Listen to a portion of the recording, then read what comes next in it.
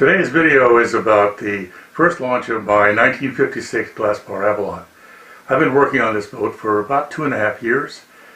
When I first got it, it had a sticker on it, a registration sticker from 1982. That's fair assumption that it hadn't been in the water for all that length of time because it was in pretty bad shape. It was pretty much of a derelict. So all this time to restore it, I'm finally getting to the point where I can actually use it, and that's what this run was all about. Good morning. We're here at Colero to test my Glasspar Avalon from 1956. This will be its first time on the water in quite a few years, so it's a big day for that. A little overcast, but we're going to give it a test, see how it works.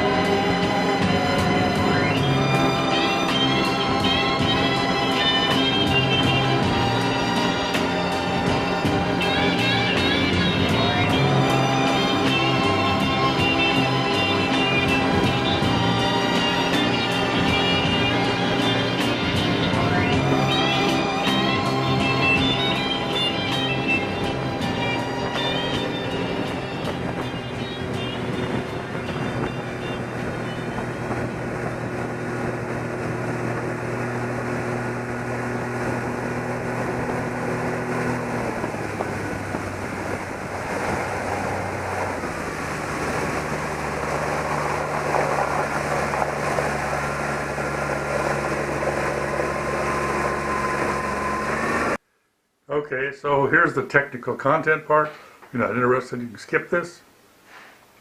Let me say that the boat performed as pretty much as I expected. It didn't have any major problems, a couple of minor things which are easy to fix. But let's talk about performance. The boat did 29.9 miles per hour by GPS as the maximum speed. And I did that using this prop. This is a stainless steel Honda Solus prop. It's a 14-inch pitch, and I got 5,500 RPM, which is rated RPM, at wide open throttle with the engine trimmed up. I also tried this prop. This is another Honda Solus prop. It's identical dimensions to the stainless prop. Same diameter, 14-inch pitch. With this prop, at 5,500 RPM, I was doing a little over 28 miles per hour. But it would go faster. Wide open throttle, it wound up to 5,700 at 29.6 miles per hour. Why did it go faster? I mean, why did it go not as fast as the stainless? Well, the problem is slippage. Every time a prop goes through the water, turns once, it's supposed to go, if water were a solid medium, it would go 14 inches. But it doesn't do that. Props slip. So you don't get 14 inches per revolution. And the difference between what you do get and 14 inches is called slippage. Now, the number of factors, but it's mostly drag and the water is not as dense, etc., etc. The difference, though, with a stainless prop, stainless props have blades that are thinner because this is a much harder material, so the blades can be thinner. They can also have a sharper edge. Remember, your cutlery, stainless cutlery can have a nice edge. You've never seen an aluminum steak knife. So aluminum tends to have a rougher edge, which has a little more drag. A little thicker blades, a little more drag.